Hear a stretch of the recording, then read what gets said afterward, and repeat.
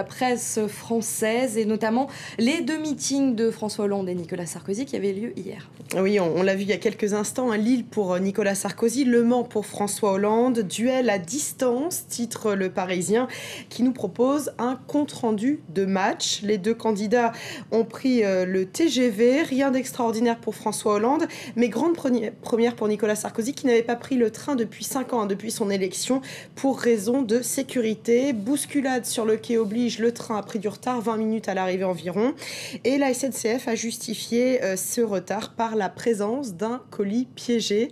Colis Sarkozy. Revenons donc à ce duel à distance. Le Parisien compare l'ambiance des deux meetings, 10 000 personnes à Lille, 1200 au Mans, 130 journalistes accrédités à Lille, 105 au Mans, 48 minutes de discours pour le président sortant, 55 minutes pour le candidat socialiste. Pas de guest star pour le PS. En revanche, Rachida Dati qui fait son grand retour et qui était présente hier à Lille. Le Parisien détaille aussi les pics que se sont lancés à peu près à la même heure les deux candidats. Hollande qui raille les remords de son adversaire sur son dîner au Fouquet's. Et puis Sarkozy qui accuse Hollande de ne pas accepter les critiques. Rien de très nouveau donc, Pauline. Alors en tout cas, c'était précis. Des flèches ont aussi été lancées sur le plateau de France 2 et c'était hier soir. Oui, entre Marine Le Pen et Jean-Luc Mélenchon, le clash, titre Le Figaro. Il faut dire que ça avait mal commencé. Marine Le Pen, vous le savez, avait d'abord refusé un débattre il y a quelques jours sur ce plateau des paroles et des actes parce que Mélenchon l'avait traité de semi-démente, de barbare et de fasciste, rien que ça. Bon, elle a finalement accepté. Il a pas sa langue dans sa poche, non, Mélenchon. C'est le moins qu'on puisse dire.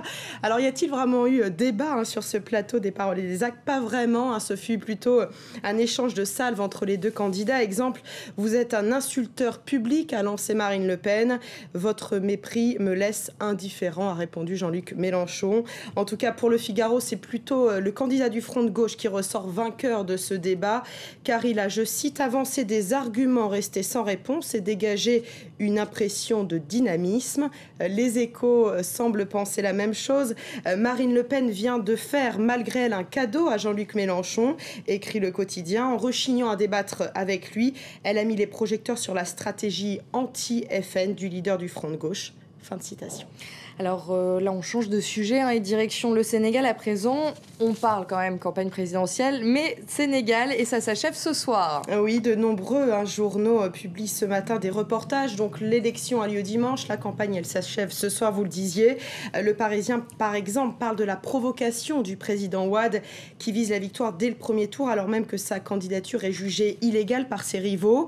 Le président sortant, âgé de 85 ans, va tenir son dernier meeting à Dakar. Dakar dont il s'est volontairement tenu à l'écart, nous dit le Parisien, pour éviter l'agitation de la capitale. Comprenez les manifestations. Dakar où la pauvreté est de plus en plus présente. Et là, c'est le témoignage d'une mère de famille dans un reportage du Figaro qui a retenu mon attention. Avant, on pouvait manger. Maintenant, c'est dur. Il n'y a souvent qu'un seul repas. Les enfants partent à l'école sans le petit déjeuner. Il y en a marre. Alors, ceux qui en ont marre au Sénégal sont nombreux. Les yanamaristes, comme les appelle le Figaro, ne soutiennent aucun candidat à la présidentielle. Ils sont indépendants, ils le promettent. Ils continueront de manifester après la présidentielle. Est-ce que le mouvement des indignés gagne le continent africain? Peut-être. Alors, le cinéma français qui est à la une de Libération à l'occasion de la remise des Césars, et c'est ce soir. Oui, le succès est déclaré, titre Le Quotidien, en référence bien sûr à La guerre est déclarée, ce film de Valérie Donzelli qui a eu énormément de succès cette année.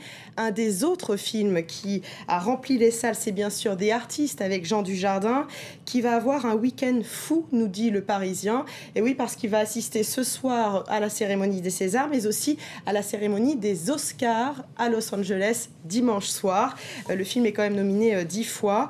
Donc revenons-en quand même à Libération qui nous parle du succès du cinéma français dans son ensemble, avec 215 millions d'entrées en salle cette année, du jamais vu depuis 1967. Même une anomalie de production comme le doublon de La Guerre des boutons, nous dit Lébé, n'a pas tourné à la gabegie, chaque version réalisant un honorable 1,5 million d'entrées. C'est tout de même pas mal. Merci beaucoup Natacha Vesnich d'avoir été avec nous. C'était la revue de presse française. Et on fait maintenant un point sur les titres qui dominent l'actualité.